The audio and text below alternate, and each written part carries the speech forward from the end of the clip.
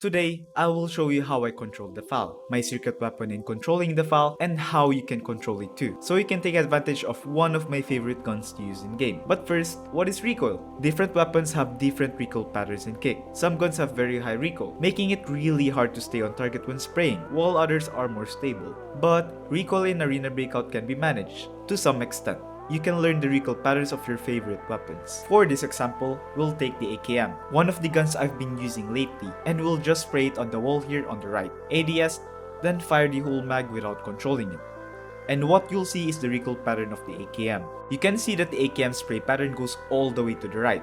And to control it, we're just gonna swipe the opposite direction of the recoil pattern by swiping it to the right side, or depending where your target is, pulling all the way down. It can be quite tricky because of how high the kick per shot is, and once you manage to maintain a stable vertical control, you also need to watch out for the horizontal recoil.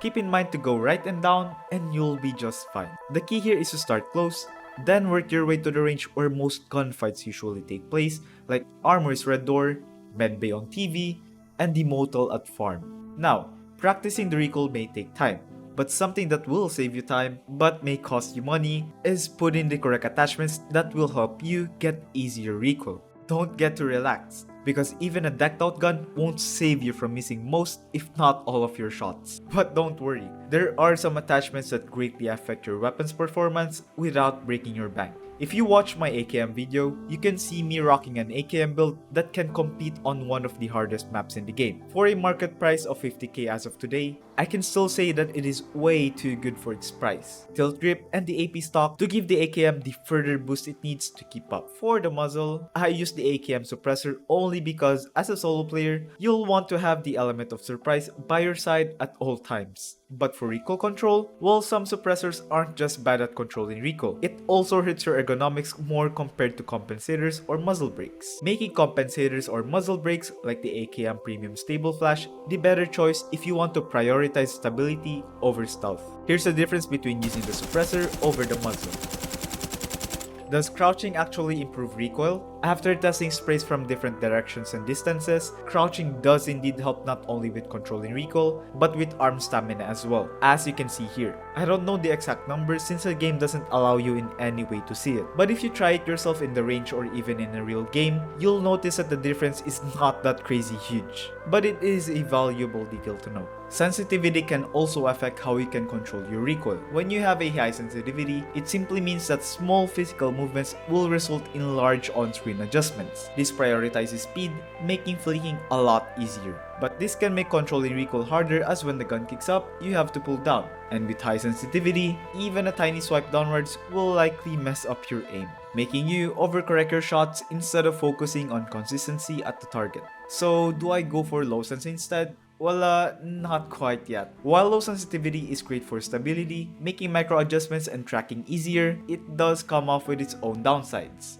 You may find flicking targets hard to achieve, checking corners and hallways if it's clear, as you will need larger or double the amount of physical movements on screen for the same adjustment. To find your middle ground, hop on the shooting range. Here's my sensitivity. Feel free to use this as your base to work with your own camera sensitivity. Turn off your aim assist so your aim doesn't slow down when aiming at the dummies. To get started, first, the rule here is to achieve a full 180-degree turn by swiping only once. Don't worry if it's not a perfect straight line, that's just how the game is designed. Are your swipes not enough? Increase your sensitivity by 3s to 5s. Going over 180, lower it. Once you found your camera sensitivity, stand here, aim down sights, and look at this gate. Track the bars and the corners like this. Make sure not to stay off track. Once you're used to it, spray down and trace the bar. Change directions, left or right, while tracing the bar. Finally, face the blank wall from this distance and spray it down. And congrats! You can finally track your targets with ease. You're done with the drill, but how can you practice your recoil more?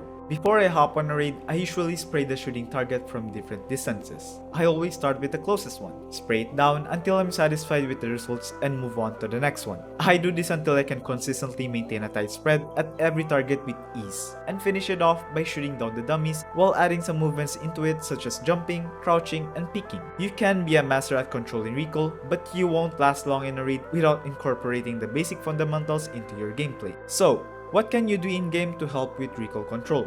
Never forget one of the FPS golden tips to master, crosshair placement. Always aim your crosshair at chest or neck level, so the first few shots will go up to your enemy's face. Learn how to adapt with your surroundings. Remember, chest to neck level at close range won't be the same at chest to neck level at 20 meters and above. Now that we've gone over the tips on how we can control recoil, here's how I actually control the FAL. Here's the base recoil. You'll see that it goes crazy all the way up, slightly to the right. But you wouldn't want to waste time practicing the base recoil. So here are some recommended builds that will give you an easier time to control it. Now we'll take this build and let me show you how you can control the recoil with touch controls only. Since the FAL is a high kicking gun to begin with, using it at mid to long range can be quite a drag. Burst firing fixes that. By bursting your shots, you can effectively land shots at your target while maintaining accuracy.